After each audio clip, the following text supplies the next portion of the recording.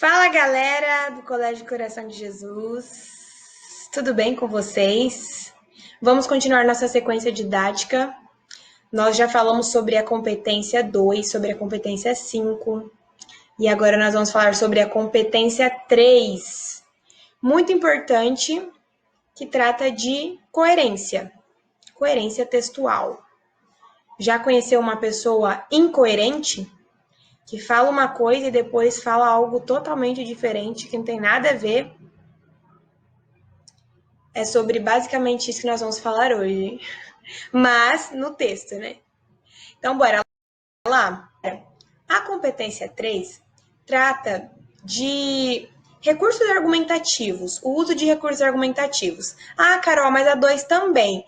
De fato, a 2 trata se você usa recursos argumentativos. A 3, ela avalia como você usa, tá? Então, veja a diferença. A competência 2, se você usa, o que você usa.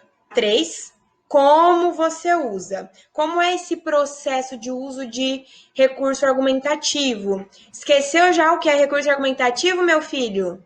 São informações que você usa de outros textos para colocar dentro do seu texto. Por exemplo, estatístico, citação, exemplo, esse tipo de coisa a gente chama de recurso argumentativo. Belezinha?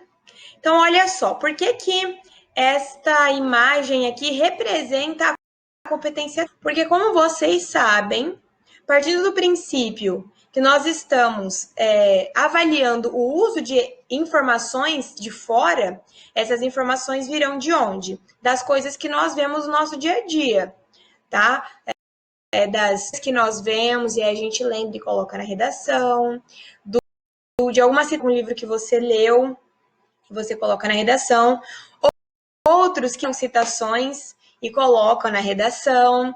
Então, nós temos essas informações aí, vêm basicamente de livros e matérias que vocês leem, tá bom? É por isso que apresenta bem a competência 3, porque dentro da nossa cabeça está todo esse arcabouço teórico de informações. O que é avaliado na competência 3? A competência 3 avalia se você seleciona, ou seja, escolhe essas informações que nós acabamos de falar, dados estatísticos, exemplos, citações, fatos históricos, beleza? Se você sabe selecionar isso para defender a tese, se você consegue relacionar essas informações para defender a tese, se isso é organizado no seu texto ou se você só joga lá e se você consegue interpretar essas informações em defesa da tese. Por que eu coloquei essa imagem? Esse menininho aí tá com um livro e tem várias disciplinas ali em volta da cabeça dele. Tem desde ciências exatas até humanas. Por exemplo, esse livrinho aqui representa literatura, leitura. Então, o que eu sempre falo para os alunos aula de literatura é aula de redação. Por quê? Porque é a partir dali que você vai tirar citações, que você vai conseguir obras. Então, tem vários livros que o professor de literatura já falou que você pode usar na redação. Tem vários livros que o professor de história falou, de biologia falou. Então, tudo que você aprende ali fora da aula de redação é aula de redação também, porque dependendo do tema, você vai aquele conhecimento daquela disciplina na redação. Um exemplo, quando nós ainda estávamos tendo aula, um colega da turma de vocês, terceiro ano, me procurou no corredor porque ele que poderia relacionar uma teoria matemática com específico, fazer a contextualização ali na introdução e ficou muito bom. Então, a partir de agora, a aula de filosofia, você vai pensar, poxa, onde é que eu poderia colocar esse aqui desse sociólogo, desse filósofo? Em qual tema que se encaixaria? Aula de história, nossa, aqui se encaixaria para fazer um paralelo com qual tema? Aula de literatura, nossa, esse livro aqui daria para ser usado em qual tema? Então, o Enem, ele se preocupa muito em articular esses conhecimentos que vocês têm no ensino médio na redação, beleza? Pessoal, o Enem cobra também, na competência 3, algo que nós chamamos de projeto de texto. O que é o projeto de texto? É o planejamento que vem antes da sua redação. O corretor precisa detectar um projeto de texto dentro da sua redação. Como assim? Pensa comigo. Tá vendo essa casa bonita aí? Nossa, é linda essa casa, né? Essa casa, antes de ser toda bonita assim e pronta, ela teve uma planta. A planta é esse desenho aí da casa que vocês estão vendo como ela seria, né? Então teve um planejamento antes de ela ser de fato construída. Então é o que vocês vão fazer. Vocês precisam, antes de começar a esquecer de fato, a fazer um planejamento textual. Eu vou mostrar para vocês agora o que seria um projeto de texto, que eu inclusive já mandei no grupo, expliquei bem. Projeto de texto é aquele que o corretor percebe que o aluno tem domínio da estrutura, porque o corretor já percebe que o aluno contextualização coloca a tese, que é o que... E ele coloca dois aspectos, tá? Ó, verde. Agora presta atenção. Então eu tenho aqui de verde o primeiro e no segundo parágrafo o primeiro argumento. Mas eu tenho em roxo o segundo argumento e no terceiro parágrafo o terceiro argumento. Isso é um projeto de texto em que você sabe que o aluno apresentou uma coisa e ele vai dar aquela coisa. Ele não vai fugir daquilo que ele já colocou no início. Tem muito aluno que coloca uma coisa no início, mas durante o texto desenvolve outra que não foi apresentada anteriormente. Então, vocês apresentar ao leitor, esse aqui é como se fosse uma promessa. Se a negligência governamental e de preconceito da sociedade, então você vai ter que falar neste parágrafo e nesse de preconceito da sociedade. Quando o aluno tem um texto todo interligado, como este aqui que vocês estão vendo, nós sabemos que ele tem um planejamento textual. Outro problema, quando o aluno apresenta uma problematização aqui, mas na proposta de intervenção ele soluciona um problema que ele não apresentou. Então você precisa se lembrar de que planejamento textual é atender aos requisitos que você mesmo delimita ali no seu texto. Como é que o Enem vai avaliar isso lá na grade de competência da competência 3? Nós sabemos que todas as competências valem 200 pontos. Então, aqui também, como é que funciona essa progressão aí de pontuação?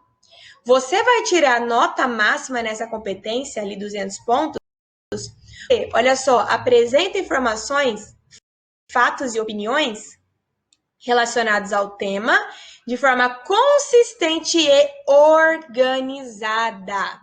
Porque tem aluno que bagunça o texto todo. Ao invés de fazer isso aqui que eu mostrei, de colocar o argumento, colocar o recurso. O argumento, não. Ele bota um recurso só em um parágrafo, o argumento no outro parágrafo. Ele não segue uma linha de raciocínio organizada. Quando você vai tirar 160? Quando você apresentar fatos e opiniões de forma organizada, com indícios de autoria. O que é indício de autoria? Bom, autoria é quando você colocar de fato uma opinião que seja consistente ali no texto. Tem muitos alunos que só escrevem de maneira comum, com senso comum. O que é falar o que todo mundo fala? Tá? O que é falar o que todo mundo fala? Ai, o brasileiro precisa se conscientizar. Isso é senso comum, isso não é autoria, todo mundo fala isso. Tá? Ai, no Brasil de muita violência. Tá, mas todo mundo sabe disso, é óbvio, isso não é autoria. Autoria é quando você explica por que no Brasil há muita violência, por que o brasileiro não se conscientiza. Então, veja, não é só afirmar. Quando você só afirma, você não tem autoria. Mas quando você explica, aí sim você tem autoria. A autoria ela é avaliada nessa crença também. E quando você apresentar um pouquinho só de autoria, aí você tira 160. Apresenta informações, fatos, opiniões relacionados ao temas, limimentos dos textos motivadores. Isso aqui é muito importante. Na própria cartilha do participante, onde está este documento aqui que eu estou mostrando a vocês, ela diz que o aluno que copia, ele recebe nota. Então, quando você copia dos textos motivadores, você não passa de 120 pontos.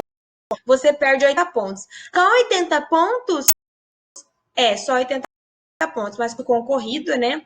80 pontos faz muita diferença mesmo. Olha só, quando você vai tirar 80 pontos, quando apresenta informações de maneira desorganizada ou vitória, copia textos lá dos textos. Então, veja, tem aluno que fala, por exemplo, o tema é desarmamento no Brasil. Aí, lá no início do ele é a favor do desarmamento, mas no meio do texto um argumento contra o desarmamento. Ele está sendo coerente, tá? É contraditório. Essa competência é avaliada a coerência, o cara vai ganhar pouquíssimo ponto aqui. 80 pontos não é quase nada nessa competência. 40. Você apresenta informações, mas incoerentes, sem defesa. Quando que esse sem defesa, ponto de vista, acontece? Quando você não coloca a tese lá na introdução, você é dido. Quando você deixa de colocar aqueles aspectos que eu falei, bota a tese e 2 aspectos. Você fica sem direcionamento textual. Então, você não sabe. O texto fica sem direção. Quando você vai receber 0?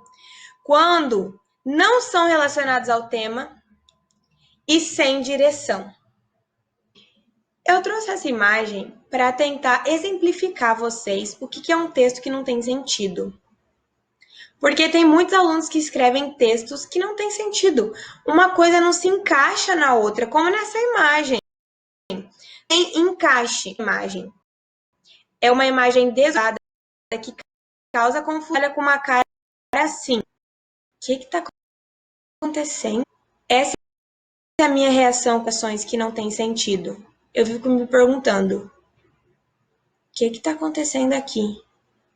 Então, cuidem para que vocês tenham aquele senso de, será que o meu leitor vai entender o que eu quis dizer ou isso só faz sentido na minha cabeça?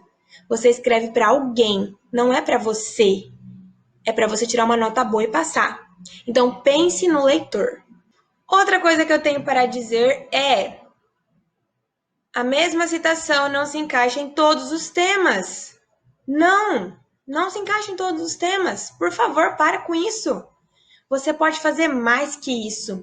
Você pode fazer mais do que só decorar uma citação e usar em todos os temas. As redações nota 1000 mostram conhecimento, não decoreba. Tem muitos alunos que decoram, sei lá, uma citação do Hobbes, o homem é o lobo do homem, e tenta enfiar aquilo em qualquer tema. Não dá, gente. Primeiro, que você não pode saber só uma citação. Lembra que eu falei que redações nota 1000 tem informações nos 3 parágrafos iniciais? Ou seja, tem que saber pelo menos 3 coisas.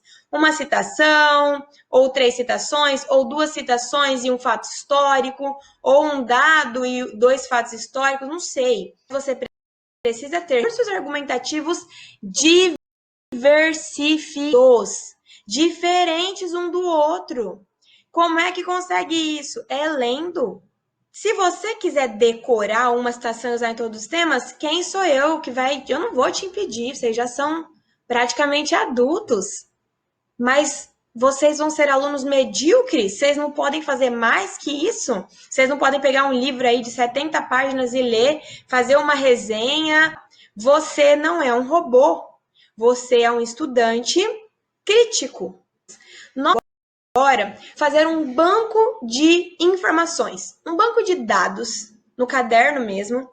Vocês vão fazer um banco de dados sobre esses 5 temas do Enem. O primeiro tema de 2016, que foi o poder de transformação da leitura.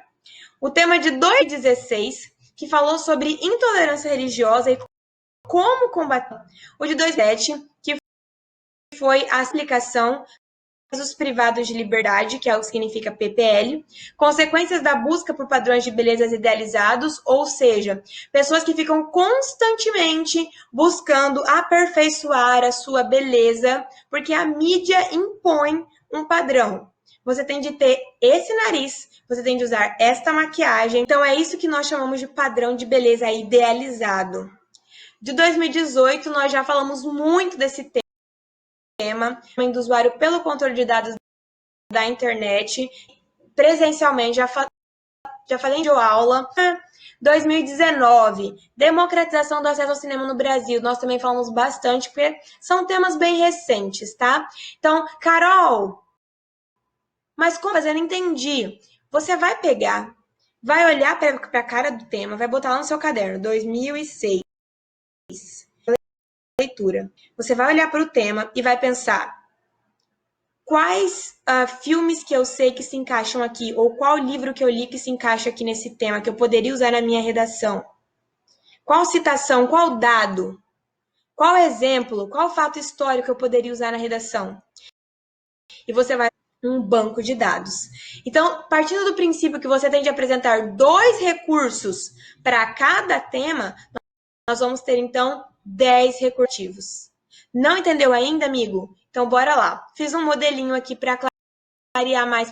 Joga lá o tema no seu caderno, como eu coloquei aqui, 2006, blá, blá, blá, blá. Você vai colocar lá o que me veio na cabeça quando eu fui a citação do Voltaire. A leitura engrandece a alma. Por quê? Porque está falando sobre poder de transformação. E a citação fala de engrandecimento por meio. É isso que é para fazer. Carol, eu me lembrei de um filme que eu assisti, sei lá, Menina que Roubava Livros. Tá lá, filme A Menina que Roubava Livros. Procura colocar o nome do diretor ou o ano de lançamento do filme. Você sabe do que você está falando. Outra coisa que eu pensei foi um dado em alguns temas que eu fiz é que 55% das escolas brasileiras não tem biblioteca, até mesmo sala de leitura ele tem. E isso é um dado do INEP mesmo. O INEP fez uma pesquisa e foi em 2018. Vocês mostrem quais informações vocês sabem desse tema. Mas eu preciso do texto de apoio. Então, joga lá na internet, 2006, o poder de transformação da leitura, texto de apoio, e vai aparecer o tema. Todos os temas do Enem são disponibilizados na internet. Combinado? Super simples. A tarefa é bem simples. Provavelmente vocês nem vão precisar pesquisar. Vocês já devem ter aí 2 informações para cada um desses temas. Sei lá, 2016. Eu me lembrei desse filme. Esse filme aqui daria para colocar. Escrever redação, gente. Vocês estão entendendo isso? Não é para escrever um texto. É só para colocar quais recursos argumentativos vocês usariam. Carol, o que são recursos argumentativos? Já falei. São dados estatísticos, citações, fatos, exemplos, dados históricos, beleza? São essas coisas que você usa para comprovar suas ideias. Você pode usar filme, você pode usar série. Dicas gerais em relação à competência 3. Vocês não devem repetir argumentos ou recursos argumentos. Então, não fica repetindo a mesma informação responde aquela pergunta. Posso usar a mesma citação na introdução e no desenvolvimento? Não use a mesma. Mas eu só tenho uma. Use um parágrafo só. Você pode retomar alguma então na conclusão. Lembrando que as informações vão aparecer nos textos, no último não, na conclusão não, você só pode retomar. A conclusão não deve ter novas ideias, só são retomadas de ideias. Não generalize. Por exemplo, o brasileiro não lê? Poxa, não são todos brasileiros, é uma maioria? Então coloque, a maioria dos brasileiros não lê. Não todos, não generalize. Não seja apelativo, emotivo, ou seja, quer ser apelativo? As pessoas precisam lutar pelo que elas querem. Não, isso não é autoajuda, tá? Não é coaching, não faça isso. Por fim, direcione as informações. Se você apresentou lá na introdução que você continue, então, no desenvolvimento falando sobre eles e apresentando informações que comprovem esses aspectos. Até a nossa próxima aula e façam a tarefa, viu? Beijo!